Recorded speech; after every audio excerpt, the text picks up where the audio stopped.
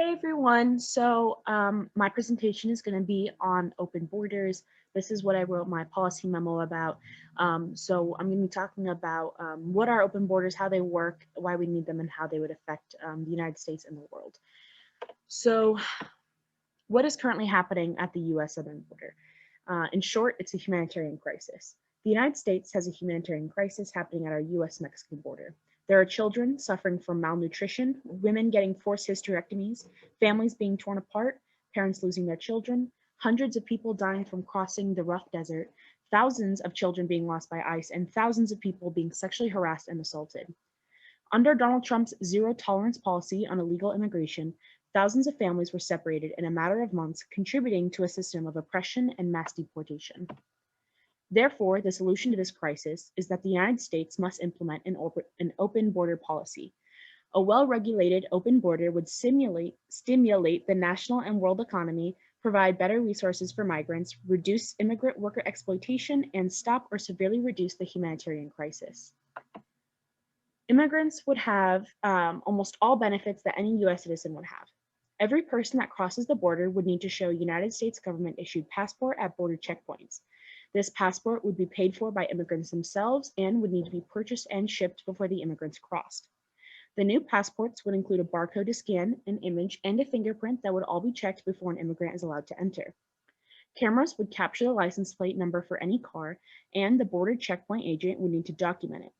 Drugs, weapons, and other illegal paraphernalia will not be allowed to pass. The border checkpoints would document every person that crosses the border in order to ensure criminals would not be crossing. Sex and human trafficking would be reduced because of the increase of border checkpoints.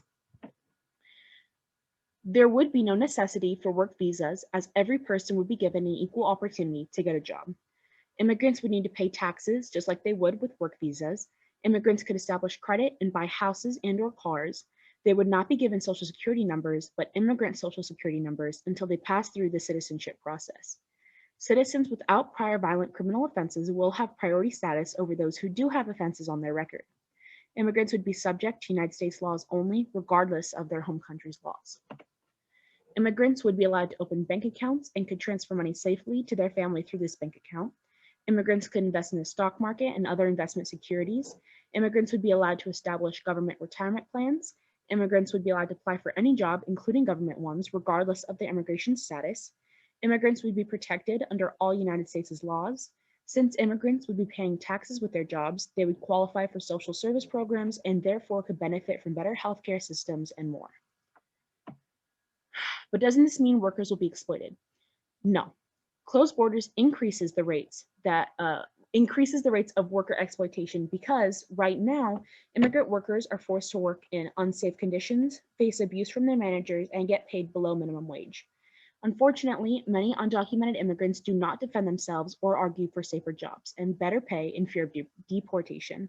However, if we were to take away the possibility of deportation, it would allow immigrants to stick up for themselves, give immigrants a chance to unionize, as well as be protected under United States' labor laws and the Constitution.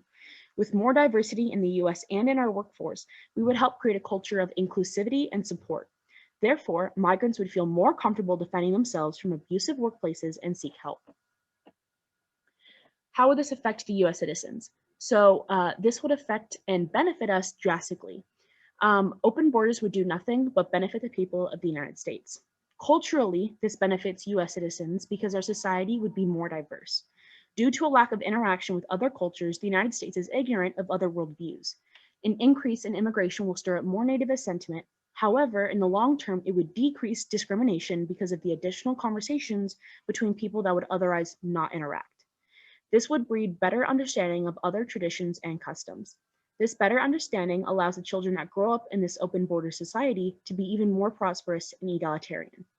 US schools would be forced to teach more accurate world history because of pushback from immigrants. Not only would the US save billions from the abolishment of ICE and Border Patrol, but also the US economy and world economy would boom from increased productivity. It is estimated that our GDP would double from about $20 trillion to $40 trillion.